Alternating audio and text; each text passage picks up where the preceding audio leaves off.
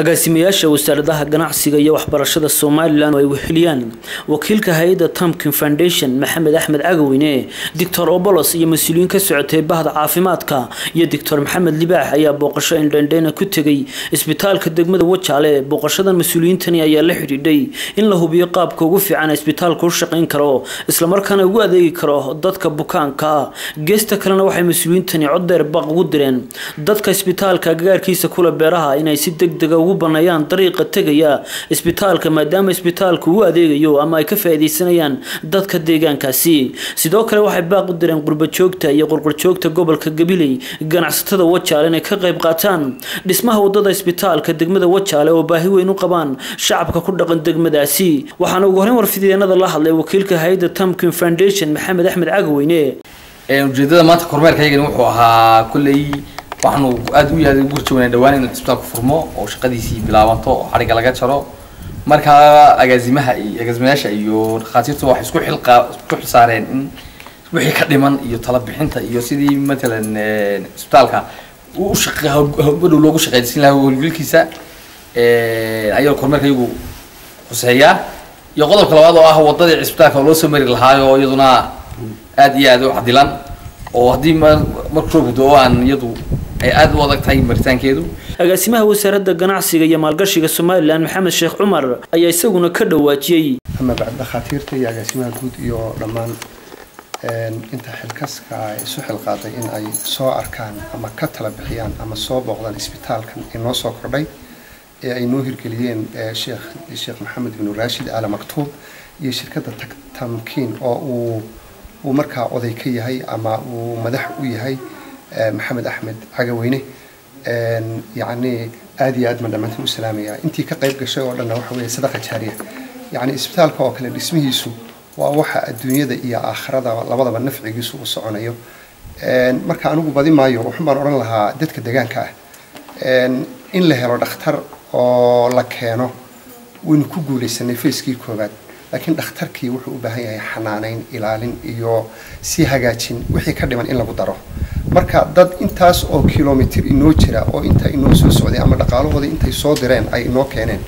oo inoo keeneen gobolkii Gabiley gaar ahaan Wajaale ay keeneen baahida aynu u qabnayna inuu garano khaasatan umulaha iyo jidka markay sii mareen ku sii guuy jiray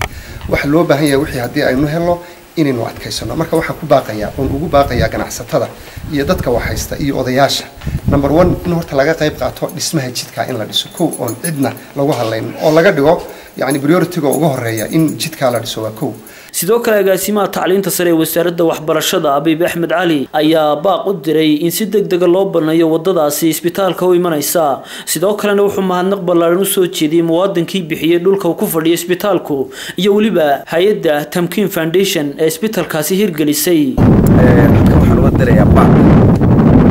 dadweynaha ku nool gobolka Gabiley gaar ahaan intii danaynaysa caafimaadka deegaanka in nus kiiloomitirka wadada ee isbitaalku u baahan yahay ee laamida ku xidhaysa in qof kasta tabarruc wixii uu awoodo ka qayb gaar ahaan waxaan aad u boornayaa dadka mushtariga ah ee reer Wajaale ee iyagu ganacsatada ah ee iyagu ah dadka ugu dhow faa'iidada ka helaya caafimaadka isbitaalkaasi waxaan ku dhiirigelinayaa inay iyagu ka mid ugu horeeya ee ka qayb qaata wadada nus kiiloomitirka ee u baahan yahay isbitaalka waayo haddii uu roobdo oo qof ay u dhalaso lama keeni karayo isbitaalka waxaa dhici doonta inaan halkaa gawaari gasho marka maadaama inaga laynoo dhisay inagana waxa laynooga baahay inaynu intaa yarsan waxa aan maanta halkan uga mahadnaqaya oon ilaahay uga baryaa in wixiisa ilaahay u barakeeyo Nuur Axmed Nuur Yare oo ah haliyay ka soo jeeda deegaanka gobolka Gabiley oo ah ninka isagu markii dad badan oo kale ay ka gowsaqaneeneen inay bixiyaan dhulkii loo baahnaa isbitaalka in laga sameeyo isagu yiri inta doontaan ka qaata waxa kale oo aan u mahadnaqaynaa Maxamed bin Rashid Al Maktoub oo ah nin kale hay'adda khayriga meeshan isbitaalkan Sheekh Said bin Suldaan Al Nahyan ninka noo dhisay waxaan leeyahay ilaahay uga rajaynaynaa inuu cimrigiisa dheereeyo waxa kale oo mahadnaqanaa isagana sheekha weyne Imaaraadka dhisay Sheekh Said bin Suldaan ee inta Allah u naxariisto ilaahay naxariista jannaha ka waraabiyo iyo sheekha weyne waddanka Imaaraadka ee uu dhalay Sheekh Said ugu dambeyntii Dr. Obolos ayaa isna ku dheeraaday ahmiyadda isbitaalkan uu leeyahay bulshada maanta oon aragno cimrinala sugo inaan wajaale oo aan